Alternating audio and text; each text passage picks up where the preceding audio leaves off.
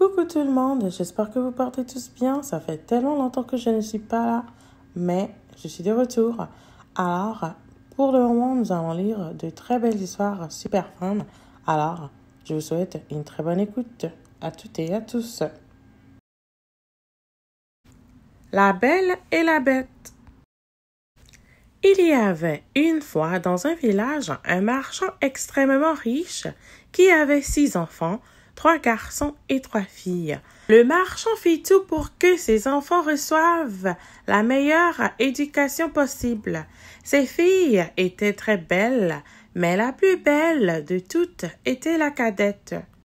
Dès sa plus tendre enfant, on prit l'habitude d'appeler la petite belle enfant. Ce nom lui resta, ce qui causa beaucoup de jalousie à ses sœurs. Belle était non seulement la plus belle, mais elle était aussi la meilleure des 3 filles. Les 2 aînées avaient beaucoup d'orgueil parce qu'elles étaient riches. Elles faisaient les dames et ne voulaient pas recevoir les visites des autres filles de marchands. Les sœurs de Belle n'acceptaient que des gens de qualité pour leur compagnie. Elles allaient tous les jours au bal, à la comédie, à la promenade et se moquaient de leur cadette qui employait la plus grande partie de son temps à lire des bons livres. Comme on savait que ces filles étaient fort riches, plusieurs gros marchands les demandèrent en mariage, mais les 2 aînés répondirent qu'elles n'épouseraient qu'un duc, ou tout au moins un comte. La Belle remercia ceux qui voulaient l'épouser, mais elle leur dit qu'elle était trop jeune et qu'elle souhaitait tenir compagnie à son père pendant quelques années encore. Suite à un coup de sort, le marchand perdit son bien et il ne lui resta qu'une petite maison de campagne, bien loin de la ville. Il dit, en pleurant à ses enfants, qu'il fallait aller demeurer dans cette maison et qu'en travaillant comme des paysans, ils y pourraient vivre. Ces 2 filles aînées répondirent qu'elles ne voulaient pas quitter la ville et qu'elles avaient plusieurs amants qui seraient trop heureux de les épouser, quoiqu'elles n'eussent plus de fortune. Les bonnes demoiselles se trompaient.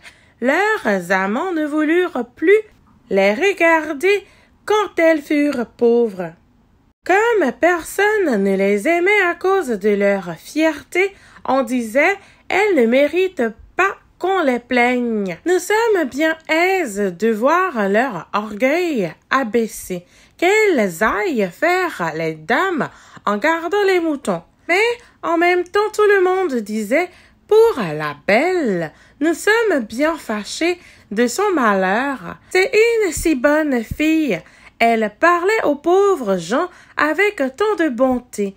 Elle était si douce, si honnête.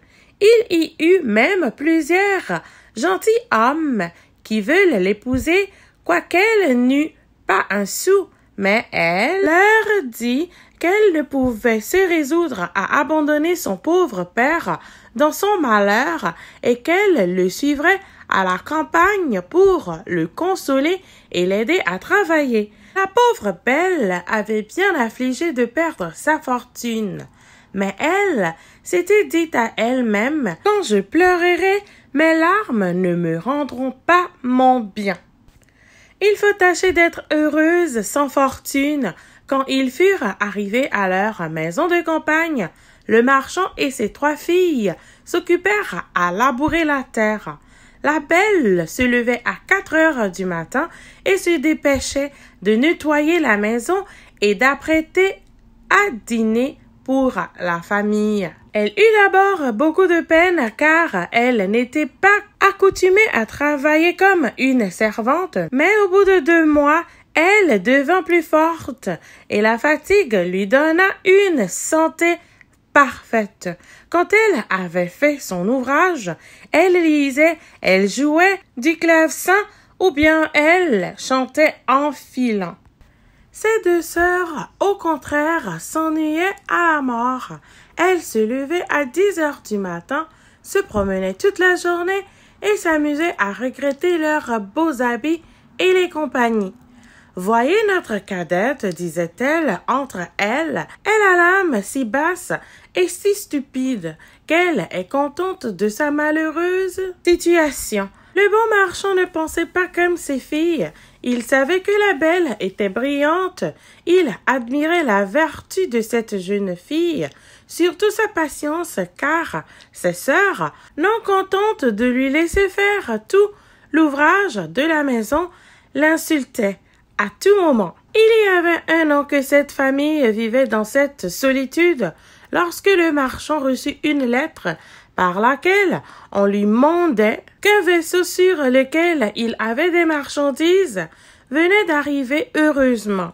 Cette nouvelle faillit faire tourner la tête de ces 2 aînés qui pensaient qu'à la fin, elles pourraient quitter cette campagne où elles s'ennuyaient tant. Quand elles virent leur père prêt à partir, elles le prièrent de leur apporter des robes, des palatines, des coiffures et toutes sortes de bagatelles.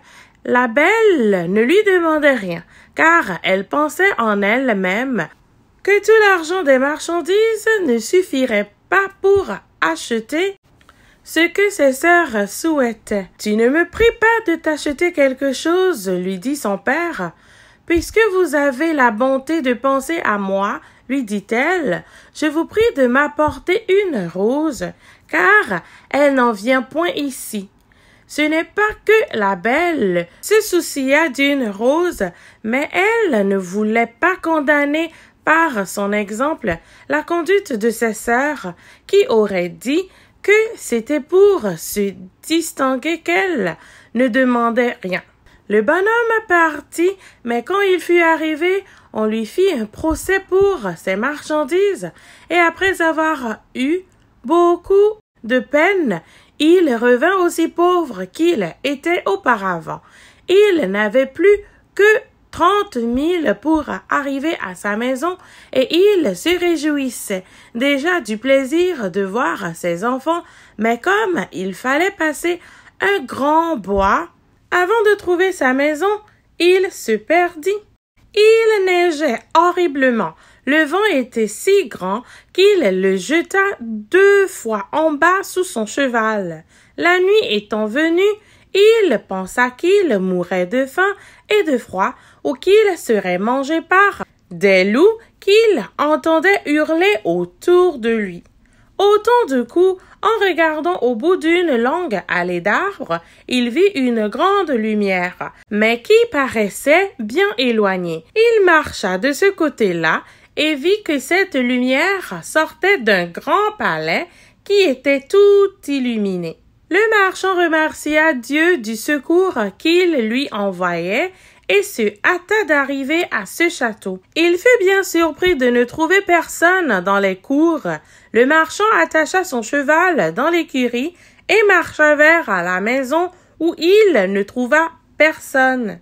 Il entra dans une grande salle et y trouva un bon feu et une table chargée de viande où il n'y avait qu'un couvert. Comme la pluie et la neige l'avaient mouillé jusqu'aux os, il s'approcha du feu pour se sécher et disait en lui-même « Le maître de la maison ou ses domestiques me pardonneront la liberté que j'ai prise et sans doute ils viendront bientôt. » Il attendit pendant un temps considérable, mais 11 heures ayant sonné sans qu'il vît personne, il ne put résister à la faim et prit un poulet qu'il mangea en 2 bouchées et en tremblant.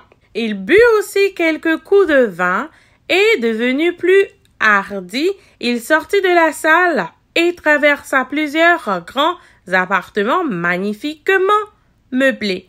À la fin, il trouva une chambre où il y avait un bon lit, et comme il était minuit passé et qu'il était là, il prit le parti de fermer la porte et de se coucher.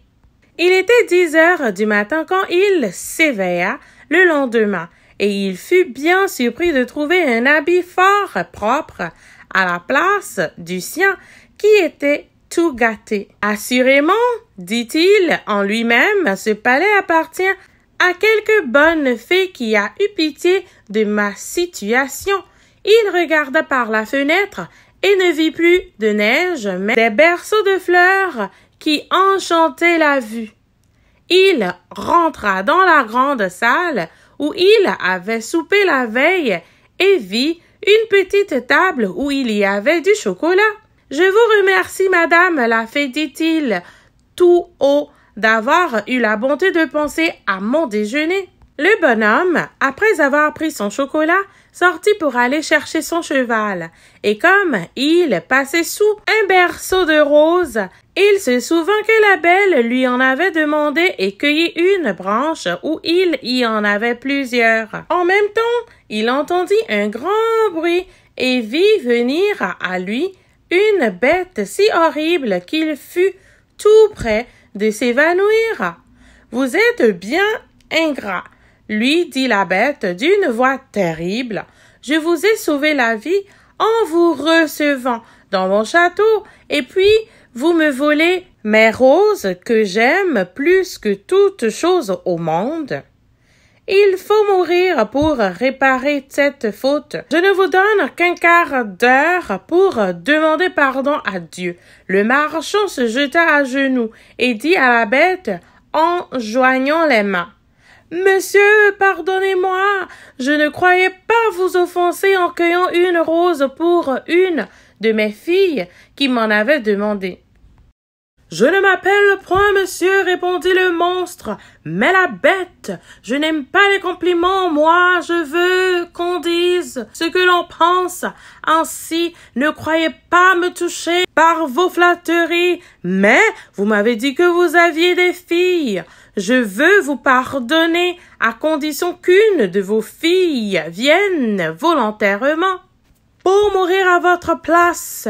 Partez, et si vos filles refusent de mourir pour vous, jurez que vous reviendrez dans 3 mois. Le bonhomme n'avait pas le dessein de sacrifier une de ses filles à ce vilain monstre, mais il pensa, au moins, j'aurai le plaisir de les embrasser encore une fois. Il jura donc de revenir, et la bête lui dit qu'il pouvait partir quand il voudrait. Mais, ajouta-t-elle, je ne veux pas que t'en ailles les mains vides. Retourne dans la chambre où tu as couché. Tu y trouveras un grand coffre vide. Tu peux y mettre tout ce qu'il te plaira. Je le ferai porter chez toi. En même temps, la bête se retira et le bonhomme dit en lui-même, « S'il faut que je meure, j'aurai la consolation de laisser du pain à mes pauvres enfants. » Il retourna dans la chambre où il avait couché et il remplit le grand coffre de pièces d'or. Ayant repris son cheval peu d'heures, le bonhomme arriva dans sa petite maison. Ses enfants se rassemblèrent autour de lui, mais au lieu d'être sensible à leurs caresses, le marchand se mit à pleurer en les regardant. Il tenait à la main la branche de rose qu'il apportait à la belle. Il la lui donna et lui dit, « La belle, prenez ces roses, elles coûteront bien cher à votre malheureux père. » Et tout de suite, il raconta à sa famille la funeste aventure qui lui était arrivée. À ce récit, ses 2 aînés jetèrent de grands cris et dirent des injures à la belle qui ne pleurait point. « Voyez ce que produit l'orgueil de cette petite créature, disait-elle. Mademoiselle voulait se distinguer en demandant une rose. Elle va causer la mort de notre père et elle ne pleure même pas. Cela serait fort inutile, reprit la belle. Pourquoi pleurais-je la mort de mon père? Il ne périra point, puisque le monstre veut bien accepter une de ses filles. Je veux me livrer à la place de mon père. Non, ma sœur, lui dirent ses 3 frères, vous ne mourrez pas. Nous irons trouver ce monstre et nous périrons. Sous ses coups, si nous ne pouvons le tuer, Ne l'expérez pas, mes enfants, leur dit le marchand. La puissance de la bête est si grande que vous n'auriez aucune chance. Je suis charmé du bon cœur de la belle, mais je ne veux pas l'exposer à la mort. Je suis vieux. Il ne me reste que peu de temps à vivre. Ainsi, je ne perdrai que quelques années de vie que je ne regrette qu'à cause de vous, mes chers enfants. Je vous assure, mon père, lui dit la belle, que vous n'iriez pas à ce chalet sans moi. Vous ne pouvez m'empêcher de vous suivre. Quoique je sois jeune et que j'aime la vie, j'aime mieux être dévoré par ce monstre que de mourir du chagrin que me donnerait votre perte. Ses sœurs étaient si jalouses qu'elle était ravie de voir partir Belle vers le beau palais et vers la mort. Le marchand était si occupé de la douleur de perdre sa fille qu'il ne pensait pas au coffre qu'il avait rempli d'or. Il résolut de ne point dire à ses filles qu'il était devenu si riche parce qu'il savait que ses filles auraient voulu retourner à la ville alors qu'il souhaitait mourir dans cette campagne. Cependant, il confia ce secret à la belle, qui lui apprit que quelques gentilshommes étaient venus leur rendre visite pendant son absence et qu'il en avait deux qui aimaient ses sœurs. Belle pria son père de ne les marier, car, dans sa bonté, elle aimait ses sœurs et leur pardonnait tout. Ces deux méchantes filles se frottèrent les yeux avec un oignon pour pleurer lorsque la belle partit avec son père, mais ses frères et leur père pleuraient tout de bon. Seule Belle ne pleurait pas pour ne augmenter leur chagrin. Le cheval prit la route du palais et sur le soir, ils l'aperçurent illuminé comme la première fois. Le marchand entra avec sa fille dans la grande salle et ils trouvèrent une table magnifiquement servie avec 2 couverts. Le marchand n'avait pas le cœur de manger, mais Belle, s'efforçant de paraître tranquille, se mit à table et le servit. Puis elle disait en elle-même, « La bête veut m'engraisser avant de me manger puisqu'elle me fait faire si bonne chair. » Quand ils eurent soupé, ils entendirent un grand bruit et le marchand dit adieu à sa pauvre petite en pleurant car il pensait que c'était la bête. En voyant la belle ne put s'empêcher de frémir, mais elle se rassura de son mieux. La belle lui ayant demandé si c'était de son cœur qu'elle était venue, elle lui dit en tremblant que oui. « Vous êtes bien bonne, dit la bête, et je vous suis bien obligée. Bonhomme, partez demain matin et ne vous avisez jamais de revenir ici. »« Bonsoir, Belle. »« Bonsoir, la bête, répondit-elle, et tout de suite le monstre se retira. »« Ah, ma fille, dit le marchand, en embrassant la belle, je suis à demi-mort de frayeur. Crois-moi, laissez-moi ici. »« Non, non, mon père, lui dit la belle avec fermeté, vous partirez demain matin en me laissant ici. » Belle et son père se couchèrent en pensant ne pas dormir de toute la nuit, mais à peine furent-ils dans leur lit que leurs yeux se fermèrent. Pendant son sommeil, la belle vit une dame qui lui dit « Je suis contente de votre bon cœur, la belle, la bonne action que vous faites en donnant votre vie pour sauver celle de votre père ne demeurera point sans récompense. » La belle, en s'éveillant, raconta ce songe à son père, et quoiqu'il le consolât un peu, cela ne l'empêcha pas de beaucoup pleurer quand il fallut se séparer de sa chère fille. Lorsqu'il fut parti, la belle s'assit dans la grande salle et se mit à pleurer aussi. Mais, comme elle avait beaucoup de courage, elle résolut de ne point se chagriner pendant le peu de temps qu'il lui restait à vivre. Belle croyait fermement que la bête la mangerait le soir même. Elle résolut de se promener en attendant et de visiter ce beau château. Elle ne pouvait s'empêcher d'en admirer la beauté. Elle fut bien surprise de trouver une porte sur laquelle il y avait écrit « Appartement de la Belle ». Elle ouvrit cette porte avec précipitation et elle fut éblouie de la magnificence qui y régnait. Mais ce qui frappa le plus sa vue fut une grande bibliothèque, un clavecin et plusieurs livres de musique. « On ne veut pas que je m'ennuie, dit-elle tout bas. Elle pensa ensuite, « Si je n'avais qu'un jour à demeurer ici, on ne m'aurait pas fait une belle provision. » Cette pensée ranima son courage. Elle ouvrit la bibliothèque et vit un livre où il y avait écrit en lettres d'or « Souhaitez, commandez, vous êtes ici la reine et la maîtresse. » Hélas, dit-elle en soupirant, je ne souhaite rien que de revoir mon pauvre père et de savoir ce qu'il fait à présent. Elle avait dit cela en elle-même.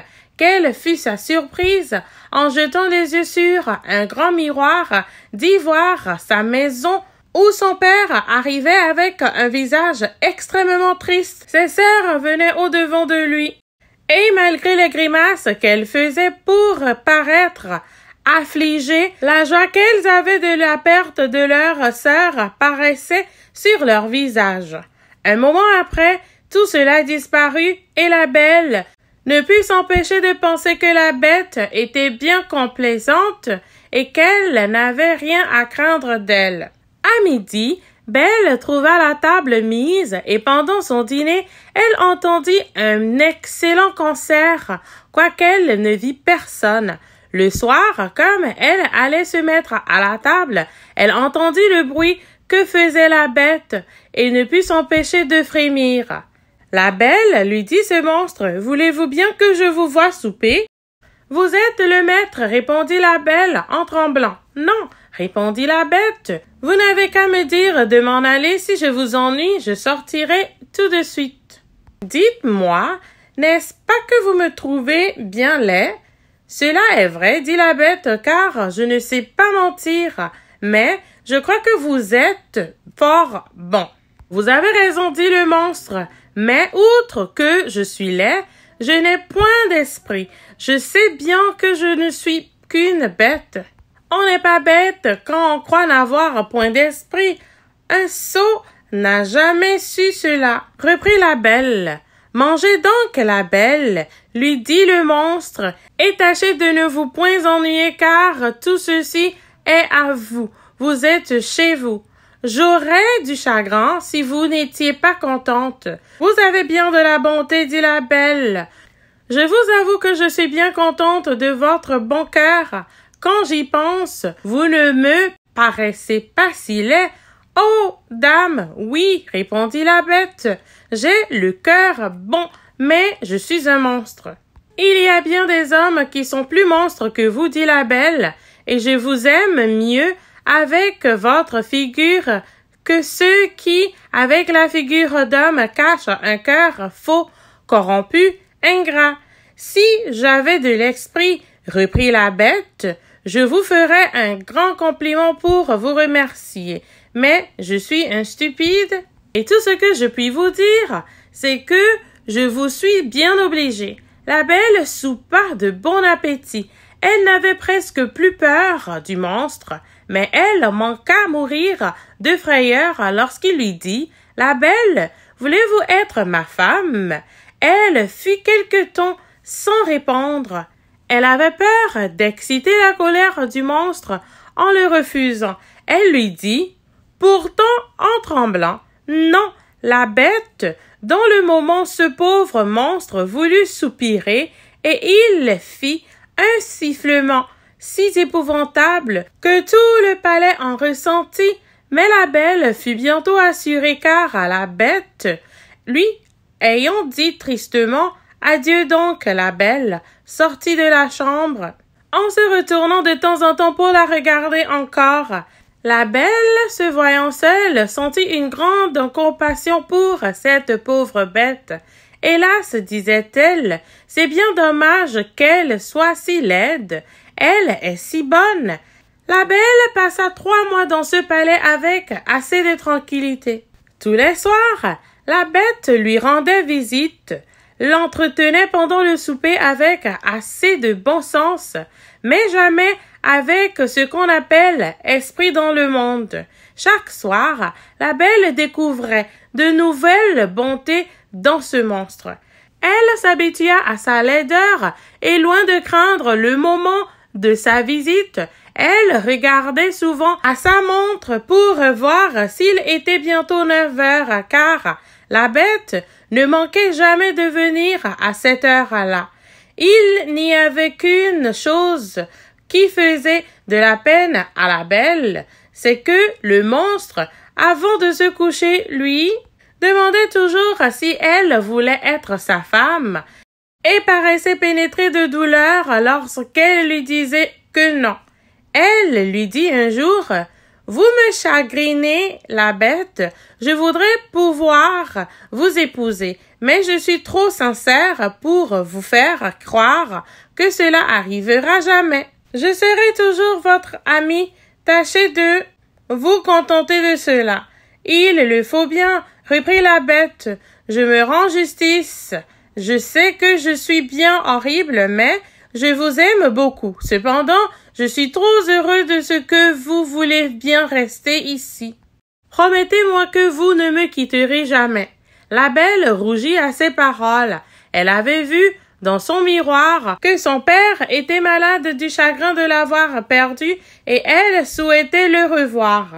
« Je pourrais bien vous promettre, dit-elle à la bête, de ne vous jamais quitter tout à fait, mais j'ai tant envie de revoir mon père que je mourrai de douleur si vous me refusez ce plaisir. J'aime mieux mourir moi-même, dit le monstre, que de vous donner du chagrin. Je vous enverrai chez votre père, vous y resterez et votre pauvre bête en mourra de douleur. Non, lui dit la bête en pleurant, je vous aime trop pour vouloir causer votre mort. Je vous promets de revenir dans 8 jours. Vous m'avez fait voir que mes sœurs sont mariées et que mes frères sont partis pour l'armée. Mon père est tout seul. Souffrez que je reste avec lui 1 semaine. Vous y serez demain matin, dit la bête. Mais souvenez-vous de votre promesse. Vous n'aurez qu'à mettre votre bague sur une table en vous couchant quand vous voudrez revenir. Adieu la belle. La bête soupira selon sa coutume en disant ces mots et la belle se coucha toute triste de l'avoir affligée. Quand elle se réveilla le matin, elle se trouvait dans la maison de son père et ayant sonné une clochette qui était à côté de son lit, elle vit venir la servante qui fit un grand cri en la voyant. Le bonhomme accourut à ce cri et manqua mourir de joie en revoyant sa chère fille, et ils se tinrent embrassés plus d'un quart d'heure. La belle, après les premiers transports, pensa qu'elle n'avait point d'habit pour se lever. Mais la servante lui dit qu'elle venait de trouver dans la chambre voisine un grand coffre plein de robes, toutes d'or, garnies de diamants. La belle remercia la bonne bête de ses attentions. Elle prit la moins riche de ses robes et dit à la servante de serrer les autres, dont elle voulait faire présent à ses sœurs, mais à peine eut-elle prononcé ces paroles que le coffre disparut. Son père lui dit que la bête voulait qu'elle gardât tout cela pour elle, et aussitôt les robes et le coffre revinrent à la même place. La belle s'habilla, et pendant ce temps, on fit avertir ses sœurs qui accoururent avec leur mari. Elles étaient toutes 2 fort malheureuses. L'aînée avait épousé un jeune gentilhomme, beau comme l'amour, mais il était si amoureux de sa propre figure qu'il n'était occupé que de cela. Depuis le matin jusqu'au soir, et méprisait la beauté de sa femme. La seconde avait épousé un homme qui avait beaucoup d'esprit, mais il ne s'en servait que pour faire engager tout le monde, à commencer par sa femme. Les sœurs de la belle manquèrent mourir de douleur quand elles la virent habillée comme une princesse et plus belle que le jour. Elle eut beau les caresser, rien ne peut étouffer leur jalousie qui augmenta beaucoup quand elle leur eut conté combien elle était heureuse. Ces deux jalouses descendirent dans le jardin pour y pleurer tout à leur aise, et elles se disaient « Pourquoi cette petite créature est-elle plus heureuse que nous? Ne sommes-nous pas plus aimables qu'elle? Ma sœur, dit l'aînée, elle me vient une pensée. Tâchons de l'arrêter ici plus de 8 jours. Sa sotte bête se mettra en colère de ce qu'elle lui aurait manqué de parole, et peut-être qu'elle la dévorera. Vous avez raison, ma sœur, répondit l'autre. Pour cela, il lui faut faire de grandes caresses. Et, ayant pris cette résolution, elles remontèrent et firent tant d'amitié à leur sœur que la belle en pleura de joie. Quand les 8 jours furent passés, les deux sœurs s'arrachèrent les cheveux et firent tant les affliger de son départ qu'elle promit de rester encore 8 jours. Cependant, la belle se reprochait le chagrin qu'elle allait donner à sa pauvre bête, qu'elle aimait de tout son cœur, et elle s'ennuyait de ne plus la revoir. La 10e nuit qu'elle passa chez son père, elle rêva qu'elle était dans le jardin du palais et qu'elle voyait la bête couchée sur l'herbe et prête de mourir, qui lui reprochait son ingratitude. La belle se réveilla en sursaut et versa des larmes. « Ne suis-je pas bien méchante, disait-elle, de donner du chagrin à une bête qui a pour moi tant de complaisance? Est-ce sa faute si elle est laide et si elle a peu d'esprit? Elle est bonne, cela vaut mieux que tout le reste. Pourquoi n'ai-je pas voulu l'épouser? Je serais plus heureuse avec elle que mes sœurs avec leur mari. Ce n'est ni la beauté, ni l'esprit d'un mari qui rendent une femme contente. C'est la bonté du caractère, la vertu, la complaisance, et la bête a toutes ces bonnes qualités. Je n'ai point d'amour pour elle, mais j'ai de l'estime, de l'amitié et de la reconnaissance. Allons, il ne faut pas la rendre malheureuse. Je me reprocherai toute ma vie mon ingratitude. À ces mots, la belle se lève, met sa bague sur la table et revient se coucher. À peine fut-elle dans son lit qu'elle s'endormit, et quand elle se réveilla le matin, elle vit avec joie qu'elle était dans le palais de la bête. Elle s'habilla magnifiquement pour lui plaire et s'ennuya à mourir toute la journée en attendant 9 heures du soir. Mais l'horloge eut beau sonner, la bête ne parut point. La belle alors craignit d'avoir causé sa mort. Elle courut tout le palais en jetant de grands cris. Elle était au désespoir. Après avoir cherché partout, elle se souvient de son rêve et court dans le jardin vers le canal où elle l'avait vue en dormant. Elle trouva la pauvre bête étendue sans connaissance et elle crut qu'elle était morte. Elle se jeta sur son corps sans avoir horreur de sa figure et sentant que son cœur battait encore, elle prit de l'eau dans le canal et lui en jeta sur la tête. La bête ouvrit les yeux et dit à la belle, « Vous avez oublié votre promesse? Le chagrin de vous avoir perdu m'a fait résoudre à me laisser mourir de faim. Mais je meurs content puisque j'ai le plaisir de vous revoir encore une fois. »« Non, ma chère bête, vous ne mourrez point, lui dit la belle. Vous vivrez pour devenir mon époux. Dès ce moment, je vous donne ma main et je jure que je ne serai qu'à vous. Hélas, je croyais n'avoir que de l'amitié pour vous, mais la douleur que je sens me fait voir que je ne pourrai vivre sans vous voir.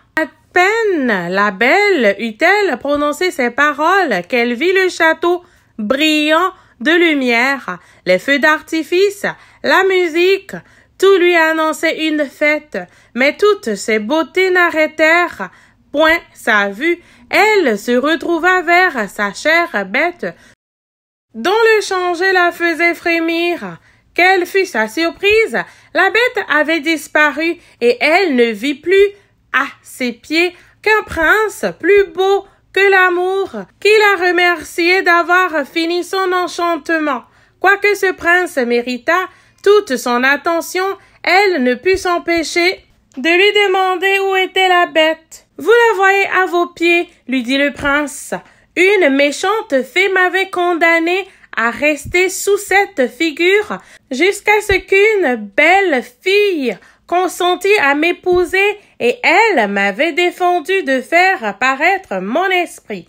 Ainsi, il y avait que vous dans le monde assez bonne pour vous laisser toucher à la bonté de mon caractère. » La belle, agréablement surprise, donna la main à ce beau prince pour se relever. Ils allèrent ensemble au château et la belle manqua mourir de joie en trouvant dans la grande salle son père et toute sa famille. La belle dame qui lui était apparue en songe avait transporté toute sa famille au château. Cette dame était une grande fée. La belle, lui dit-elle, « Venez recevoir la récompense de votre bon choix. Vous avez préféré la vertu à la beauté et à l'esprit. Vous méritez de trouver toutes ces qualités réunies en une même personne. Vous allez devenir une grande reine. J'espère que le trône ne détruira pas vos vertus. Pour vous, mesdemoiselles, dit la fée aux deux sœurs de la belle, je connais votre cœur et toute la malice qu'il renferme. Devenez deux statues, mais conservez toute votre raison sous la pierre. Vous demeurerez à la porte du palais de votre sœur pour être témoin de son bonheur. Le charme se rompra lorsque vous reconnaîtrez vos fautes, mais j'ai bien peur que vous ne restiez toujours statue. On se corrige de l'orgueil, de la colère, de la gourmandise et de la paresse, mais la conversion d'un cœur méchant et envieux relève du miracle. La fée donna un coup de baguette qui transporta tous ceux qui étaient dans cette salle dans le royaume du prince. Ses sujets le virent avec joie et il épousa la belle qui vécut avec lui fort longtemps dans un bonheur parfait parce qu'il était fondé sur la vertu. Et nous voilà encore arrivés à la fin d'une magnifique et merveilleuse histoire. Bonne lecture, au revoir, à la prochaine.